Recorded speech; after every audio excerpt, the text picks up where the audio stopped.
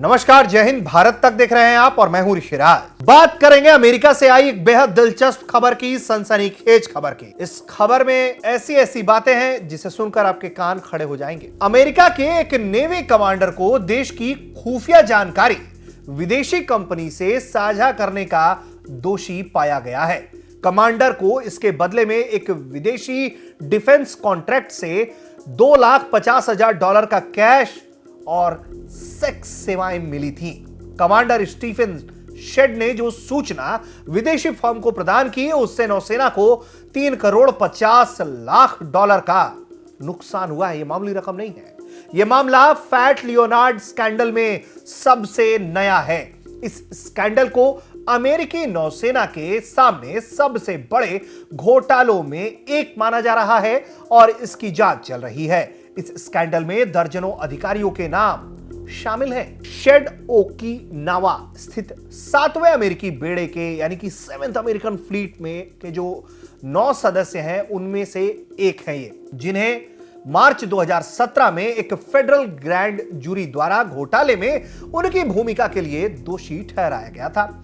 Shade के अलावा 2 दूसरे अधिकारी पहले ही दोषी साबित हो चुके हैं। अमेरिका के न्याय विभाग के मुताबिक शेड और अन्य अधिकारियों ने खुफिया जानकारी के बदले सेक्स वर्कर्स के साथ सेक्स पार्टी, शानदार डिनर और यात्राएं की। ये खुफिया जानकारी ग्लेन डिफेंस मरीन एशिया यानी कि GDMA कंपनी को दी गई थी। यह सिंगापुर की कंपनी है जिसे एक मलेशियाई नागरिक लियोनार्ड ग्लेन्स फ्रांसिस ने स्थापित किया है। इस स्कैंडल को फैट लियोनार्ड के नाम से जाना जाता है। इसलिए इसे इस नाम से जाना जाता है क्योंकि जब इसका खुलासा हुआ तब लियोनार्ड फ्रांसीसी काफी मोटा था। उसे 2013 में अमेरिकी अधिकारियों ने अपने जाल में फंसाया था और कैलिफोर्निया में गिरफ्तार कर लिया था। उसे रिश्वतखोरी और साजिश के आरोपों के लिए दोषी ठहराया गया था। तब से ही वो कभी जेल तो कभी घर में नजर बंद आया है। अभियोजकों के मुताबिक शेड और दूसरे अधिकारियों ने जो जानकारी दी, उससे फ्रांसीसी की कंपनी GDMA अमेरिकी नेवी से टग बोट सुरक्षा और अपिष्ट हटाने जैसी सेवाओं के लिए कॉन्ट्रैक्ट हासिल करने और उसे बनाए रखने में सफल हो रही थी। कंपनी ने अपनी इन सेवाओं के लिए अमेरिकी नेवी को $3,50,00,000 का बिल दिया।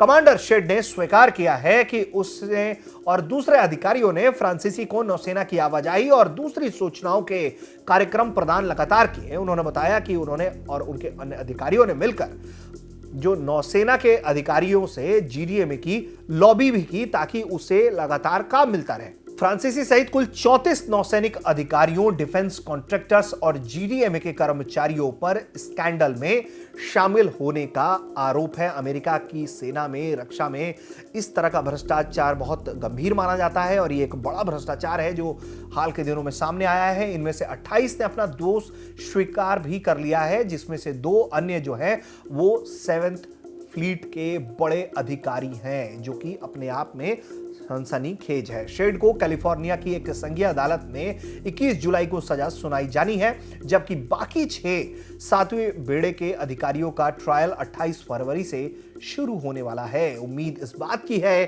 कि इसी समय लियोनार्ड भी गवाही देगा इस पूरे स्कैंडल की और फिर जो बातें सामने आएंगी वो भी सबसे पहले आपको भारत तक बताएगा, दिखाएगा।